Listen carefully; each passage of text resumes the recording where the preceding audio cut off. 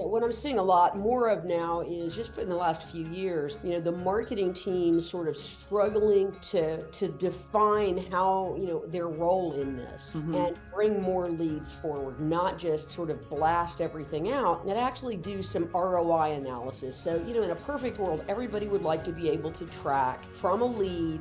We sent out a communication, we got a lead from that. We had an event, we got a lead from that. We took somebody to something, we got a lead from that. What do we do with those? And how do we actually, in our marketing and BD capacities, contribute to the bottom line, ultimately in sales? So we need to justify our existence and, that we are incredibly valued to this process. And I always say, if the firm cannot effectively communicate and send e-communications and invitations and effectively target the segment, it makes it incredibly difficult for the attorneys to close deals or develop business. You've got to have that marketing support, and ideally you want them to be coordinated, and I am seeing more of that.